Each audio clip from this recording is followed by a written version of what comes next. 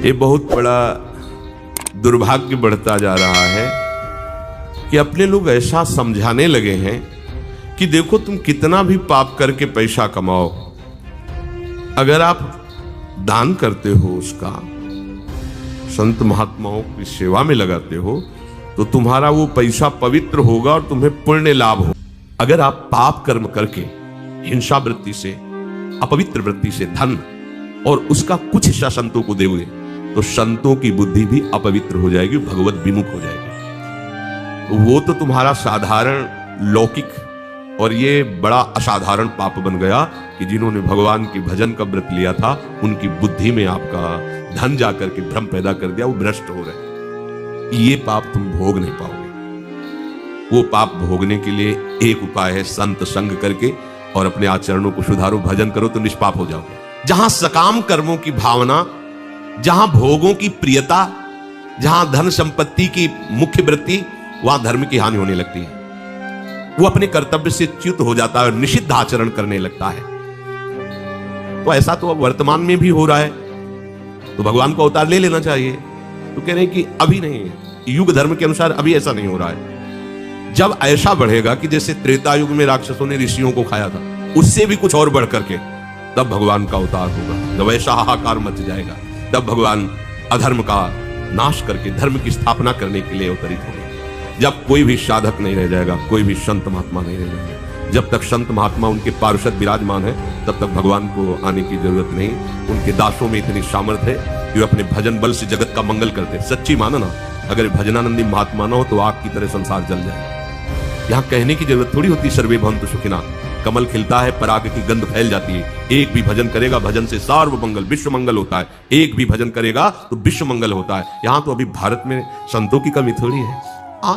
कोई उनका गलत भेष धारण करके, गलत भावना वाले, गलत अनुसरण करके संतों की महिमा में कालिमा लगाए तो उससे कोई भी फर्क नहीं पड़ता। सत्य को कोई ढक नहीं सकता। चाहे जितने बादल आ जाए, ऐसा नहीं कि सूर्य उगना ही बंद हो जाएगा। वो थोड़ी देर के लिए ऐसा होता है, फिर प्रकाशित होता है। तो भगवान कहते हैं यदा ही धर्मस्य ग्लानिर्भवति भारत अभ्युत्थानम अधर्मस्य तदात्मानं सृजाम्यहम्। जो धर्मात्मा है, जो साधु है, जो भक्तजन है, जब उनकी रक्षा करने वाला कोई नहीं रह जाता, तब मैं अवतरित होता हूं। पाप कर्म करते करते इतने क्रूर कर्मी हो जाते हैं कि धर्मात्माओं का, साधु महात्माओं का भी कुछ छुटपुट ऐसी बातें शुरू हो गई हैं। अगर कोई आपको भ्रम होता है कि साधु वेश में कोई छलिया है, तो हमारे भारत का संविधान है, आप उसको पकड़ सकते हैं। आप संविधान की रक्षा करने वाले सरकारी कर्मचारियों के हाथ में दे सकते हैं। जब सरकार का संविधान नहीं और शास्त्र का संविधान नहीं, ऐसा अत्याचार पूरे विश्व में बढ़ जाएगा, तब भगवान का अवतार होगा। अभी तो संविधान है, ऐसा नहीं है, पर छुटपुट ऐसी बातें होती है। साधुओं की रक्षा, भक्तों की रक्षा, जब पाप कर्मी लोग ऐसा अत्याचार करने लगते हैं, तो भगवान इनकी रक्षा के लिए अवतरित होते हैं और उन पापियों का विनाश करते हैं, धर्म की भली भांति स्थापना करते हैं। इसीलिए भगवान युग युग में अवतरित होते हैं। भगवान के अवतार में और संतों के अवतार में अंतर होता है। भगवान दुष्ट का विनाश करते हैं और संत दुष्टता का विनाश करते हैं। घोर पापी को भी महात्मा बना देते हैं। राम राम जप, कृष्ण कृष्ण जप, उसको सुधार करके उसका नाश नहीं करते, उसको मारते नहीं है। इसीलिए प्रभु के दासों की महिमा प्रभु से बढ़कर के गाई गई कि वो पापी और दुष्ट को मारते नहीं है, उसकी पाप प्रवृत्ति और दुष्टता का नाश करके उसे महात्मा भगवत प्रिय बना देते हैं, भगवत प्रिय बना देते हैं। भगवान कृपा करके हम सबकी बुद्धि ऐसी शुद्ध करे कि उनके नाम जप, उनकी लीला गायन, उनकी सेवा और उनके भक्तों में कभी संशय न हो। ये बुद्धि धोखेबाज है, कभी भी धोखा दे सकती है। इसलिए भगवान से प्रार्थना करनी चाहिए, नित्य प्रार्थना करनी चाहिए।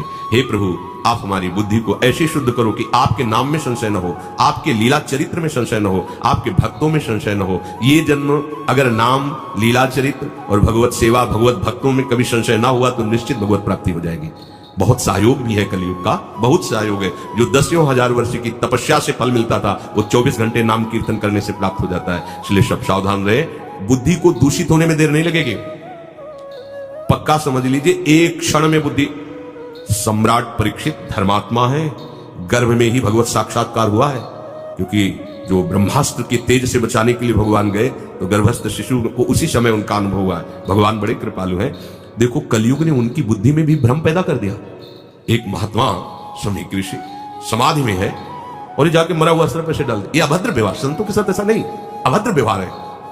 पर बुद्धि कलयुग जब ऐसे महापुरुष की बदल सकता है, तो अपने लोग तो मच्छर हैं, उनके सामने क्या है।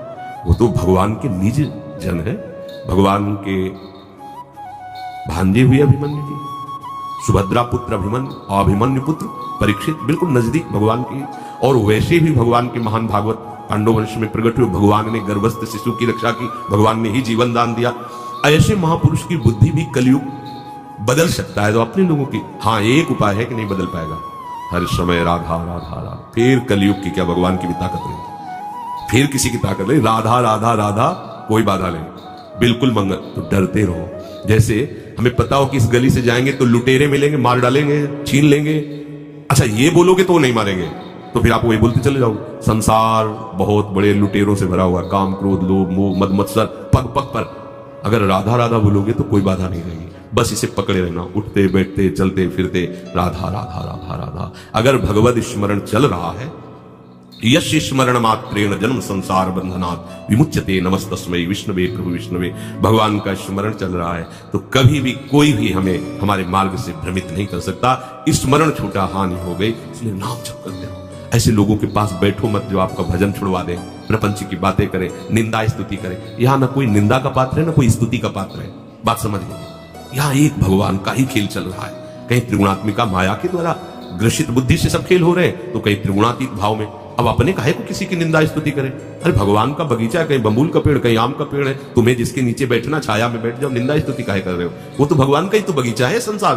तीनों गुण, सतोगुण रजोगुण तमोगुण, कहीं तमोगुणी लीला हो रही, कहीं रजोगुणी, कहीं सतोगुणी। ना किसी की प्रशंसा करनी, ना किसी की निंदा करनी, ना यहाँ कोई बुरा है ना यहाँ कोई भला है, ना यहाँ कुछ सत है ना यहाँ कुछ असत है। सच्ची बात समझो, एकमात्र वासुदेव, एकमात्र प्रभु है। ये सत्य अपने लक्ष्य में रखो। किसी की निंदा स्तुति न सुनो न करो, ये बड़ी हानि की बात है। तात सुनो माया कृत गुण और दोष अनेक, गुणिया उभय न देखी देखी शोल। निरंतर नाम काम बना लो, निकल चलो इस संसार की ज्वाला से, बस राधा राधा राधा राधा। मित्रों, आज महाराज जी ने हम सभी लोगों को बहुत ही उत्तम एवं शिक्षाप्रद कथा सुनाई है। आशा करता हूँ कि इस शिक्षाप्रद कथा से हम सभी कुछ न कुछ शिक्षा अवश्य ग्रहण करेंगे और अपने जीवन को सुखी, सात्विक और सामर्थ्य बनाने का प्रयास करेंगे। मित्रों, अगर आपको यह शिक्षाप्रद वीडियो पसंद आया हो तो वीडियो को लाइक करें और अधिक से अधिक लोगों को शेयर भी करें, जिससे और भी लोग महाराज जी की इस कथा से शिक्षा लेकर अपने जीवन को सुखी बना सकें। मित्रों, अगर आपने अभी तक हमारे चैनल को सब्सक्राइब नहीं किया है तो तुरंत सब्सक्राइब कर लें, जिससे आपको नोटिफिकेशन के माध्यम से हमारे महाराज जी के शिक्षाप्रद वीडियो तुरंत प्राप्त हो सके।